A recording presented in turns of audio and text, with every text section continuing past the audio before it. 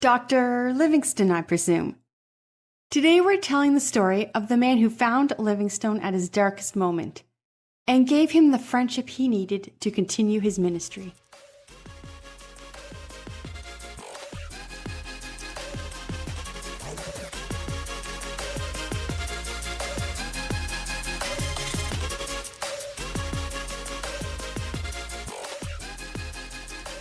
Welcome back to the Church History Podcast. I'm your host, Laura Lee Siemens.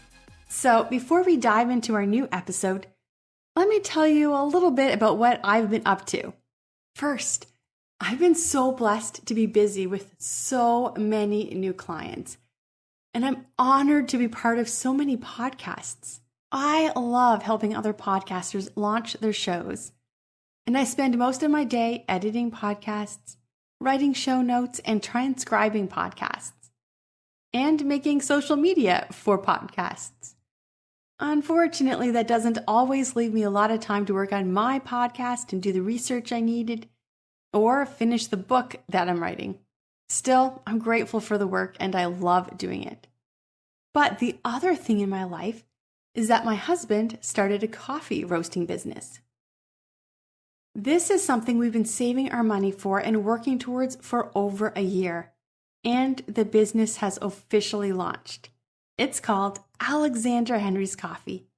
We micro-roast each bag of coffee only after it's been ordered, so our coffee is the freshest coffee you can drink. And for you, my listeners, we want to give you a very special gift. Now, unfortunately, we currently only ship to Canada, so for now, this is going to be for my Canadian listeners only. I'm going to have a link to the coffee shop in the show notes. If you order coffee and use the discount code CHURCHHISTORY, all lowercase, no space, you will receive 20% off. Once we have American shipping, we'll have another code for our American listeners. All right, let's dive into our story. We left off last time with David Livingstone in a tent, willing to die. He was tired, in pain, because his medicine was gone. He was sick and asking God to just take him home. And then in walked a man with medicine, letters from his family, and encouragement. And today we're telling the story of that man. In the year 1841, in the cold of January, a baby was born. But no one was rejoicing in the birth of baby John. His father was not present and would never meet the baby or even admit he was the father. His mother was embarrassed by her illegitimate child. She left John with her father as soon as she was no longer needed to feed the baby. And baby John spent the first few years of his life with his grandfather. John Rowlands was an embarrassment to his family, and he felt rejected from the moment of his birth. And then, John's grandfather, the only semi-parental figure in his family, died, and little John was sent to live with his aunt, uncle, and cousin. John's aunt and uncle didn't want him in their house. They saw him as an embarrassment to the family. At the age of 6, John's cousin came to him and told him he was going to take him on an adventure. John was so excited that his older cousin was bringing him along for some fun. John was skipping along the street, enjoying the beauty of the day, and he kept asking his cousin what adventure they were going on. But his cousin kept saying, "You'll see soon." Then the boy stopped in front of a large building. John stood and looked at the huge doors. His cousin reached up and knocked on the door. Then he turned to leave. John stood in front of the door. "Where are you going?" "I'm going to go and get you some cakes. Then I will come back and bring them to you, okay?" "Wait, I'll come with you." No. You wait here by this house. I'll be quick." John stood by the door confused. He watched his cousin walk down the road and then out of sight. Suddenly, the large doors opened, and someone grabbed him and pulled him inside. He had been left at a workhouse.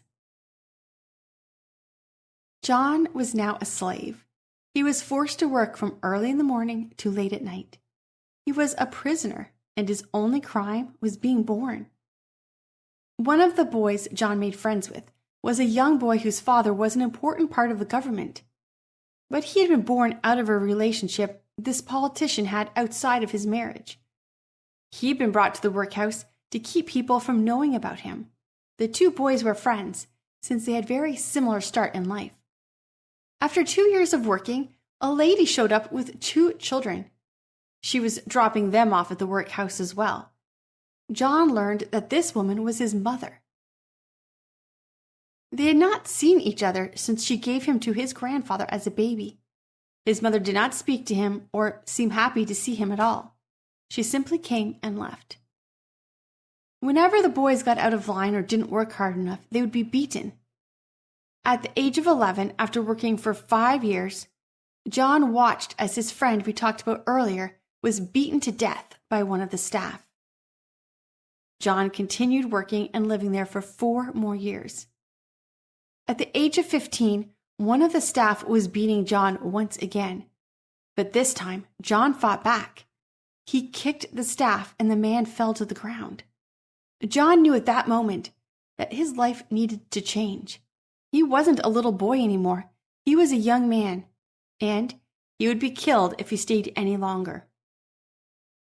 John escaped that day, and he traveled to the home of one of his relatives. He knocked on the door. He was met by his aunt, who was happy to see him. She welcomed him into the home. She fed him, gave him a place to have a warm bath, and then even gave him clean clothes to wear. John spent the most wonderful day of his life playing with his cousins and being with his aunt. But that night, his uncle came home and was angry. He didn't want to have his family associated with a child who came from a relationship outside of marriage. The next day, John was returned to the workhouse. But the family had been forced to remember that John did exist, and he was no longer a little 6-year-old boy.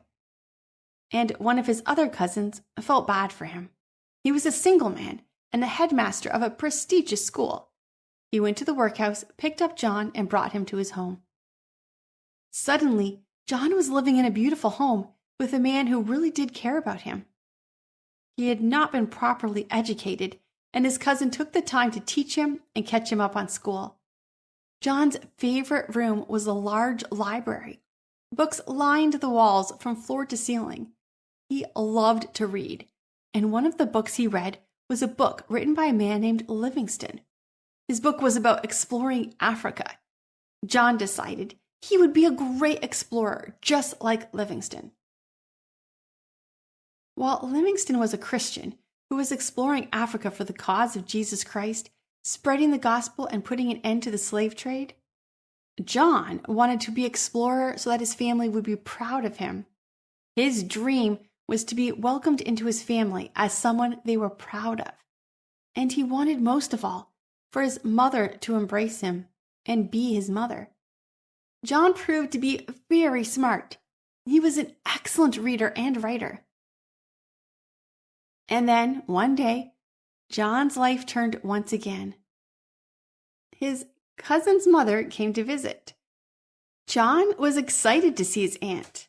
Hopefully this family member would love him just like his cousin seemed to.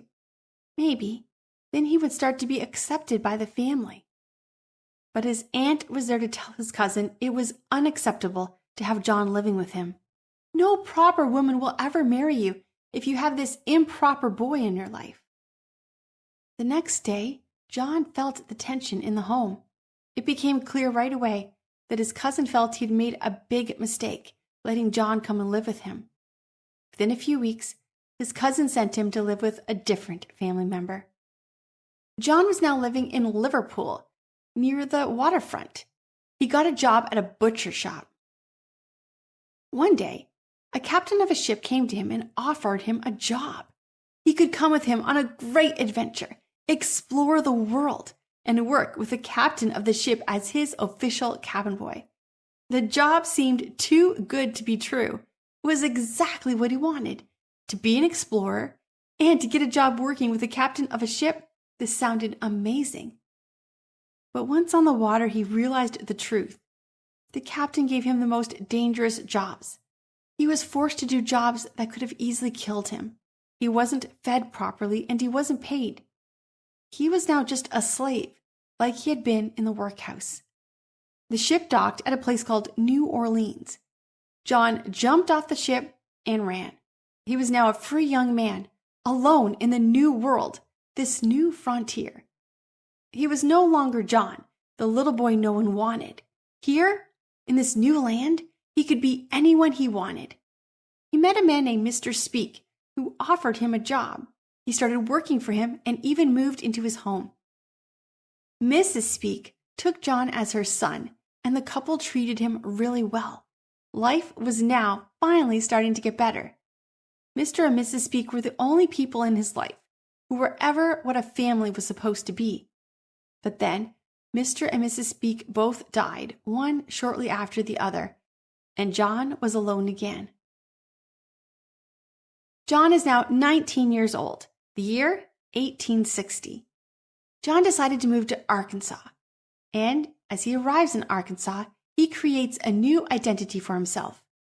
He has decided John Rollins is dead, the bastard child from England, no more. Now he became Henry M. Stanley, a well-educated young man from a good family. From this point on, we're going to use the name Henry Stanley as we tell his story. As Henry walks through the streets of Arkansas, the atmosphere is hot, not just because it's August, but because there's an election being held soon, and Abraham Lincoln is running for president. The topic of the day? Slavery. Now, Henry doesn't care about slavery. He could care less if it's legal or illegal.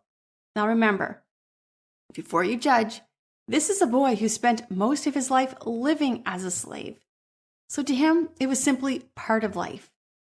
He was a young man trying to figure out how to navigate the world as a free person. And the events and political topics in this foreign land were confusing to him. But the young men in Arkansas were very hot-tempered. They got into fights often, and duels were not uncommon as a way to settle disputes. So Henry bought himself a gun and learned how to use it. He was a quick learner and soon became a good marksman. The young men in the town were all signing up for the Dixie Grays. Henry saw no point in signing up. He was not going to fight a war defending slavery for a country he wasn't even a part of. But one day, Henry received a package in the mail. It was from a very pretty girl who every boy in town knew about.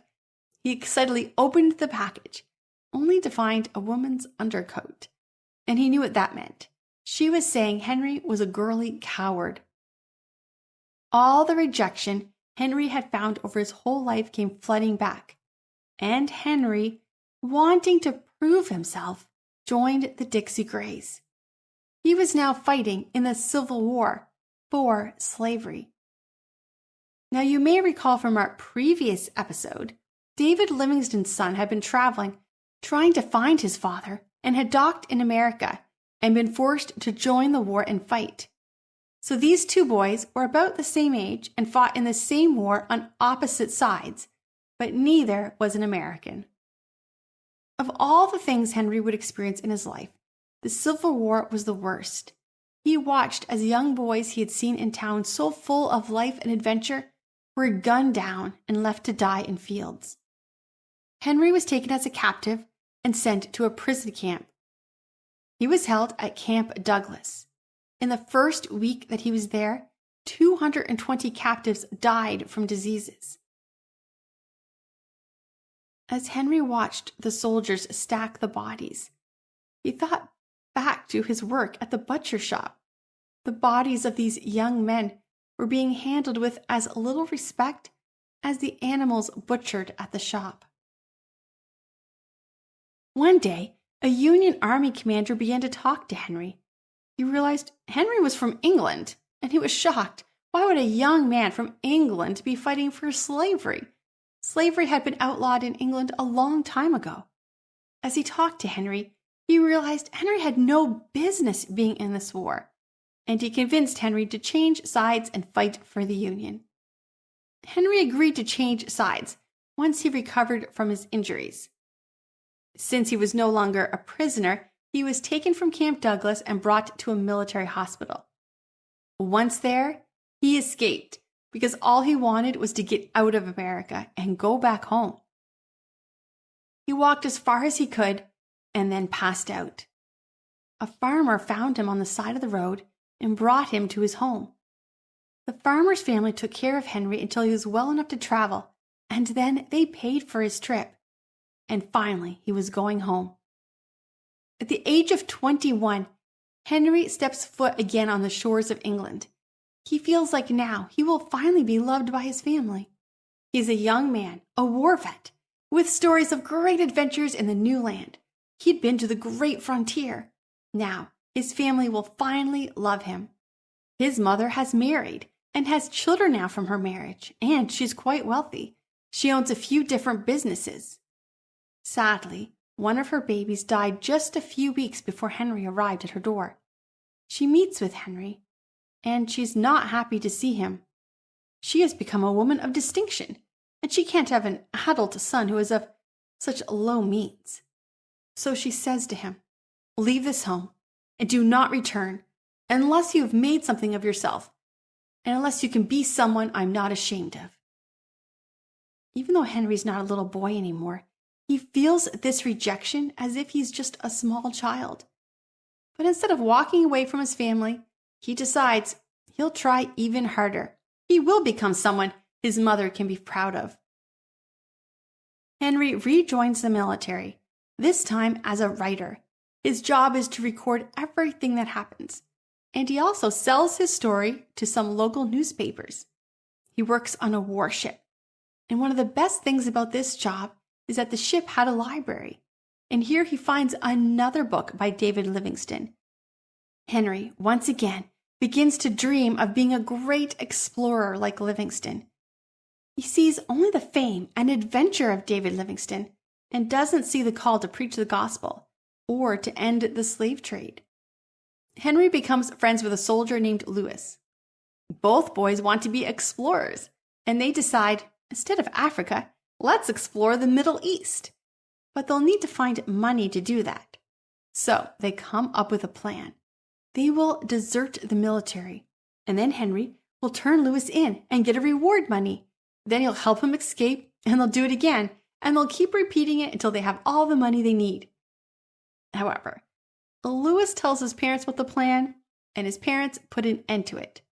So Lewis stays in the army, and only Henry deserts. Henry hears of the great gold rush and heads to Colorado to make his fortune. He works as a bookkeeper, a printer, a scribe, and a writer for the local newspaper, all at the same time. And in his spare time, he hunts for gold.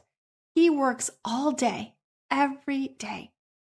During his time in Colorado, he meets another young man named Cook, and the two young men decide they're going to go to the Middle East to be explorers. They will be rich and famous. Finally, they have enough money saved up to leave. And at this point, Lewis has finished his military and decides to join the boys. However, Lewis had no money, so Cook and Henry treat him like a slave, not like their equal. As they begin traveling in the Middle East, Cook and Henry both have horses, but they make Lewis walk. After some time traveling in the Middle East, Lewis becomes extremely annoyed by the situation, and one night as the boys are sleeping, he decides he's going to play a prank on them. So he lights some bushes on fire, so the boys will wake up and think that they are on fire. It's supposed to be a funny prank. But a gust of wind came and blew the embers from the fire into more bushes, and Lewis accidentally started a very large fire. The fire spread to a nearby village, and the whole village is burned to the ground. The villagers come and find all three boys. They capture all three of them and flog them. After this, Cook and Henry are so furious with Lewis that they're ready to just abandon him in the Middle East. But as they're traveling, they come across a group of Turks. The Turks see that Lewis is walking while the other two boys are riding horses, and they ask if they can have Lewis. They plan to abuse him in very horrific ways. Cook and Henry try to stop the Turks, but there's too many of them. They take Louis, have their way with him, and then give him back. It's a very traumatic experience. And after this incident, all three boys just want to go home. Henry returns to England and creates a story of being a great wartime captain. He buys a captain's uniform and arrives at his mother's home. And his mother finally accepts him. She can be proud of a wartime captain, even though the whole thing is a lie. But then, letters begin to arrive at their home for someone named Henry M. Stanley. And when his mother questions, "Who's this Henry M. Stanley? And why are you receiving his mail?" Henry didn't want to tell his mother he had changed his identity and lied about who he was. So he created a story about a man named Mr. Stanley, who had adopted him and changed his name to Henry M. Stanley, but sadly had passed away before the legal documents to officially adopt him had been submitted to the court. Now, some people believe that this may have been a true story, that maybe there really was a man named Mr. Stanley who had been friends with Mr. Speak and who had wanted to adopt him. Other people think the whole thing was made up, and there are no records of any man named Mr. Stanley living in New Orleans when Henry lived there or who had died during those years. So it probably was made up. In 1866, at the age of 25, Henry gets another great idea. The topic of the town is once again Mr. Livingstone. He'd been missing now for over 6 years. Where was he? Was he dead? Was he alive? And Henry thought, what if I found him? What if I got a job working for a newspaper and became the reporter that found Mr. Livingstone? I'd be famous. So Henry leaves and heads back to America. He gets a job writing for a newspaper, but they send him to follow a man named Hancock, who's on a campaign against the native tribes to move them off the land for the settlers to settle the land.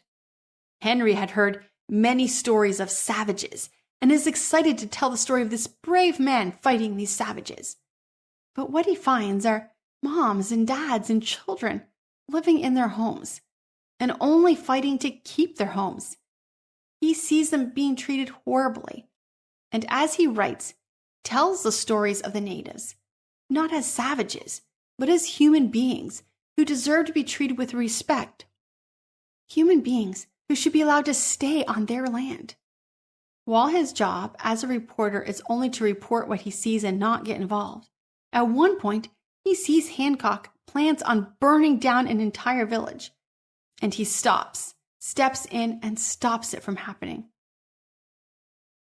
This is the first time that Henry begins to see past himself and his own needs to be loved and recognized. For the first time, he sees other people who are hurting and who need him. And he learns that his writings can help them. His stories showed the plight of the native families, and even today some of those writings are used to show the horror of the situation. Henry Stanley soon made a name for himself. People began to know his writings. So he headed to New York, to the newspaper there to ask for a job. He has one thing he wants to do. He wants to go to Africa and find Livingstone. The newspaper agrees to hire him and agrees to send him to Africa, but they want him to cover the story of the king of Ethiopia. King Theodore from Ethiopia was a Christian king, and the Muslims of the Ottoman Empire were attacking him. He had asked Queen Victoria for help, but she had refused. In order to try and force the queen to help, the king locked up 20 missionaries. But instead of sending help, Queen Victoria sent in her military to attack King Theodore. At the age of 27, Henry arrives in Africa to cover this story. He sees the huge, massive military that the queen had sent. It is far more than what is needed. Ethiopia has no chance, and England wins easily. King Theodore, in despair, kills himself. It's a tragic story and an unnecessary one. Henry's story is the first one published, and his name becomes even more recognized. And as a side note, the king had left a note before he died, asking for his son to be educated in England. When the queen learns of the king's suicide, she is extremely remorseful and sends the young boy to come and live with her. She raises him as a prince in England, giving him the very best education. It would have been a happy outcome, and the plan was to have a king on the throne in Ethiopia who would have a good relationship with the royal family of England. However, as a young teenager, the prince gets the flu and dies. But that happens later. The story of the battle and the king's death gave Henry two things he wanted: a permanent position at the newspaper and the job that he wanted. He was offered the job to find Livingstone. He begins to hear rumors of where Livingstone might be. But the land is full of cannibals and warring tribes. What if he's attacked, killed, or eaten? Maybe David Livingstone's been eaten. Still, he sets out with a few guides. And as he travels, he hears more stories of Livingstone. And after months of traveling, he enters a village where he has heard Mr. Livingstone is staying. The man he had read about as a child in his cousin's large library. The man about whom people had been arguing whether he was alive or dead. He was in this village. Someone pointed out his tent, and he began to walk towards it, not sure what to expect. He walked in and saw him right there, face to face. He reached out his hand. Mr. Livingstone, I presume. David Livingstone had come to Africa to preach the gospel. He learned that the continent had to be explored and mapped out for two reasons: to make mission work possible and to help the people of Africa trade and stop the slave trade. David was a man of God. Henry Stanley had come to Africa looking for fame and to make something of himself, so people would see that he was more than just a child born out of disgrace. And God put these two men together. Henry Stanley would bring encouragement and relief to David Livingstone during a time of extreme depression. And David Livingstone would bring Jesus Christ into the world of Henry Stanley. And Henry would learn that love, grace, and acceptance could be found only through Jesus Christ. And in our next episode, we're going to tell the story of these two men and their life together. So, in order to make sure that you don't miss the next episode, make sure you subscribe and share some of these episodes with your friends and family. You'll find more videos, blogs, and podcasts on my website, LorelaiSiemens.com. And I'll see you next time.